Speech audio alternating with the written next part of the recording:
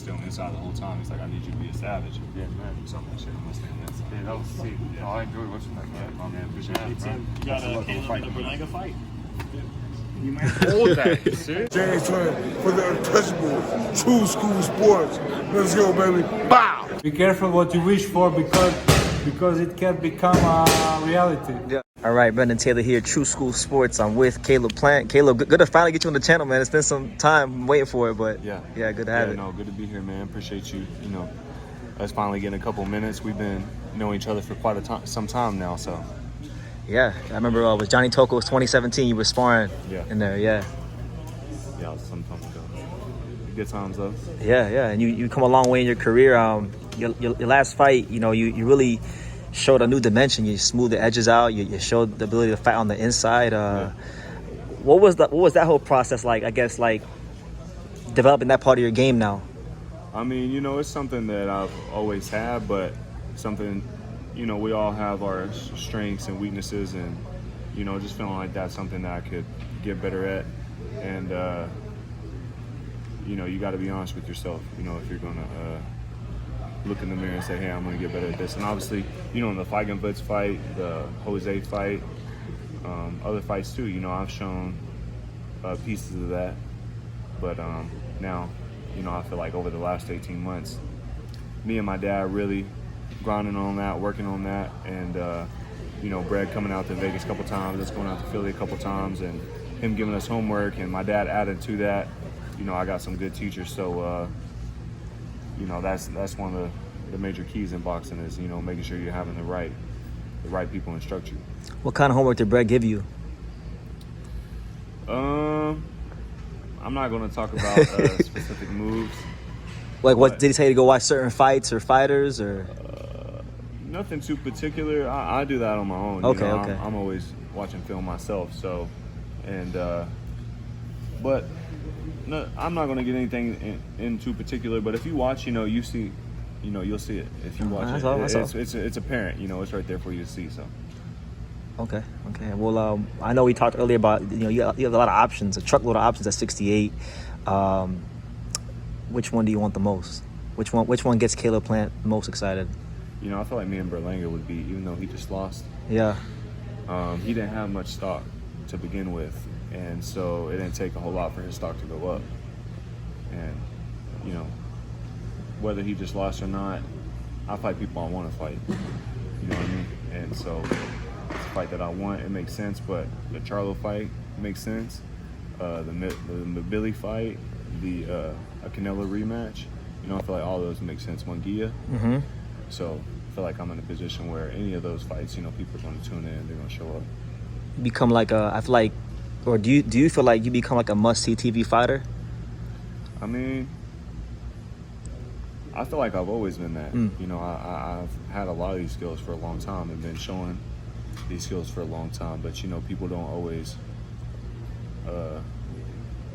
tune in the beginning. You know Yeah. So they're not always, if you're not like, I'm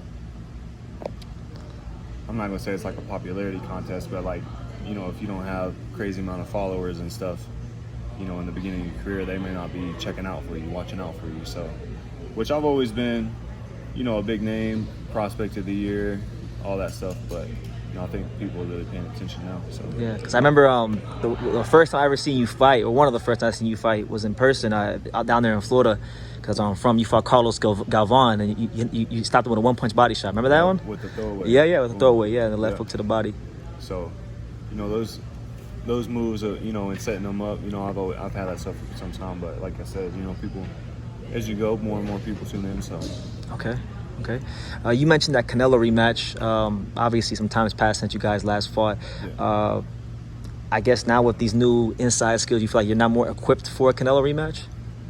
Yeah, I mean, one thing about the Canelo camp, fight that I didn't really have the best camp. Mm-hmm. And I've always wished that I could maybe redo that one more time and, you know, have the camp that I wanted. And obviously, you know, going big fight after big fight after big fight since then has given me a lot of experience as well. And in those big fights, you know, experience plays a major key. So. Okay. What went wrong in camp? Like, was it a weight cut thing or was it a game plan thing? just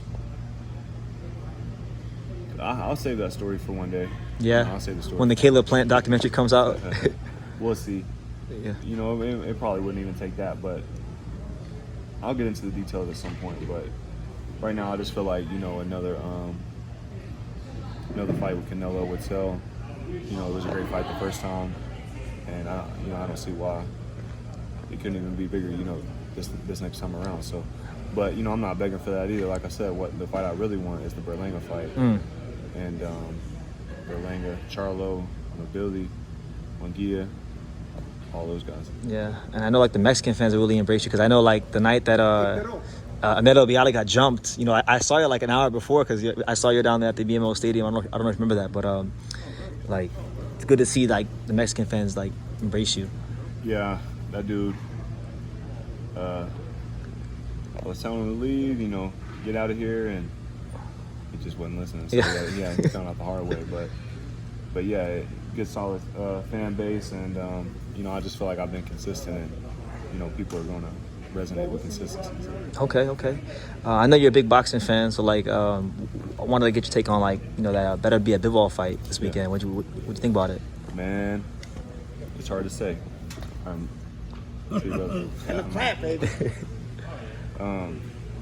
I'll be tuned in as a fan. Yeah. You know, I can't really say, so we'll see.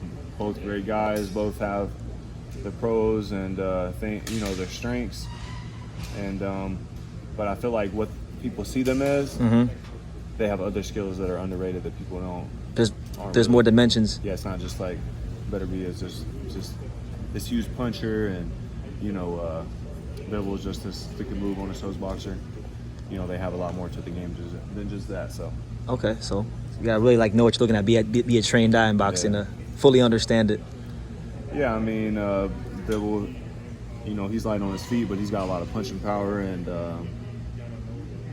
you know, he's got a lot of ring IQ. You know, he's great at positioning. Beterbiev is great at positioning. I said with Sean, you know, he'll lure a fighter in and turn him and put him on the ropes, and you know, he's a big puncher, but he doesn't get off balance, and you know, he works his way in with the jab. It's a lot of things, so it'll be an exciting fight. I don't really see it going the distance. So yeah, either way, like either Bivol can stop Beterbiev. Yeah, I think he can be stopped. Yeah, of course. Yeah. You know, anybody can be stopped for one, and two, you know, Beterbiev has been dropped before more than once against Callum Johnson, Jeff Page Jr. early in his career. Yeah. And so I'm sure, not that those guys were bums, I'm sure they were sturdy guys, and every fight's different, but you know, I'm sure Bivol could, you know, those guys could, that Bivol could. Okay, so. What you think? I got Beterbiev by stoppage. Yeah? Yeah, like late rounds, round 10, 11. That's a fair assessment. Yeah, because one thing about Beterbiev is when he closed that gap on you, you know, he doesn't, you don't think of him as a guy with hand speed, but you look up sometimes and he gets 5, 6, 7 off, you know, and you're like, damn. Yeah, put them together. Yeah. Yeah, exactly. Well, we're gonna find out soon. We're gonna find out real soon. I saw on Instagram recently you actually shouted out a good friend of mine, Angelo Leo. He had a big knockout. Oh yeah. Yeah. Angelo Leo. Yeah. He's a great fighter. Great guy too.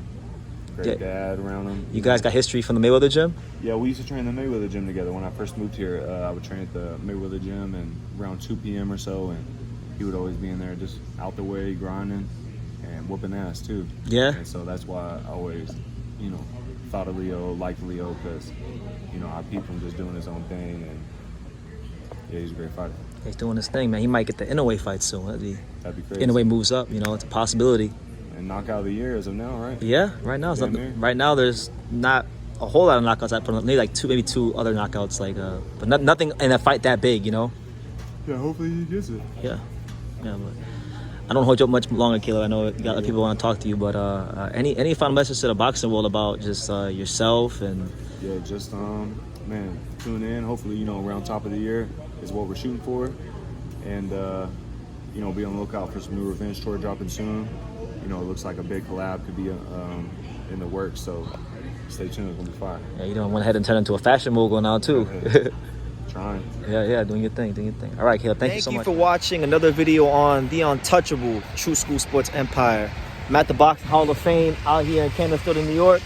And for more great boxing content just like this video, make sure you click and subscribe right over here.